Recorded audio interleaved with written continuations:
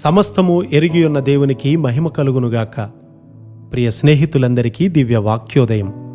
ఈనాటి పాఠ్యభాగము 1 యోహాను 3:20. దేవుడు మన హృదయము కంటే అధికుడై సమస్తమును ఎరిగియున్నాడు.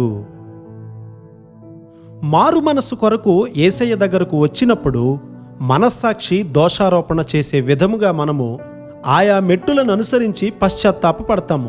అయితే మనస్సాక్షికి క్రీస్తు జ్ఞానము అవసరమై ఉంది. ఎప్పుడైతే మన హృదయము వెలిగించబడుతుందో అప్పుడు మన పశ్చాత్తాపము లోతైనదిగా ఉండి మనలో దేవుని ఆత్మ నివసిస్తారు. మేము రక్షింపబడ్డాము అని చెప్పుకునే వారిలో కొన్నిసార్లు పైపై మూఢనమ్మకమైన పశ్చాత్తాపమే ఉంటుంది. అలాంటి వారు మరలా వెనక్కి వెళ్ళిపోతారు. అయితే దేవుని ఆత్మ ద్వారా పశ్చాత్తాపాన్ని తీసుకుని వస్తే అది లోతుగా వెళ్ళి హృదయాన్ని వెలిగింపజేస్తూ ఉంటుంది. యెషయా గారు ప్రవక్త, కానీ అతడు దేవుని సన్నిధికి వెళ్ళినప్పుడు అతని హృదయము గాని మనస్సాక్షి గాని అతని యందు దోషారోపణ చేయలేదు. కానీ దేవుడు దోషారోపణ చేశాడు. ఎవరైనా లోతుగా తనను తాను పరీక్షించుకుంటే అకస్మాత్తుగా దేవుని సన్నిధి వారి యొద్దకి వస్తుంది. వారు లోతైన పశ్చాత్తాపాన్ని పొందుతారు. నేనెందుకు పేతురు గారి వలె యోహాను గారి వలె ఉండలేదు అని ప్రతివారు తమ్మును తాము పరీక్షించుకోవాలి.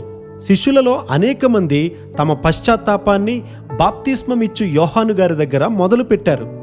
యేసయ్య వచ్చినప్పుడు వారి పశ్చాత్తాపము ఇంకా లోతుగా వెళ్ళింది.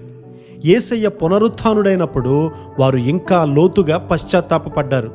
నీవు కూడా అదే విధంగా లోతుగా పశ్చాత్తాపపడుతున్న కొలది నీవు యెషయా గారి అనుభవంలోనికి వస్తావు. బైబిల్ గ్రంథంలో వ్రాయబడినటువంటి జీవితాలను నీవు ఆసక్తితో అనుసరించాలి.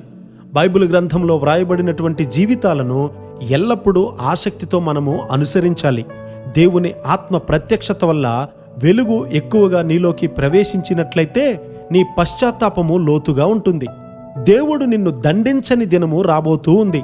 అప్పుడు దేవుని మనస్సుతో నీ మనస్సు కలిసిపోతుంది. అప్పుడు గొప్ప శక్తి నీలోకి వస్తుంది. చిన్న చిన్న వాటితో మనము తృప్తి పడకూడదు.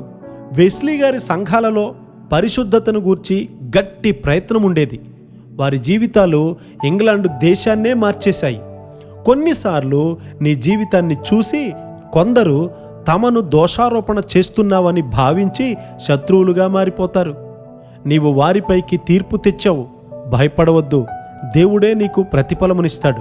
నీలోని లోతైన వాంఛలన్నీ నెరవేరుతాయి. అట్టి కృపా ధన్యత దేవుడు మనందరికీ సమృద్ధిగా అనుగ్రహించునుగాక. ఆమెన్.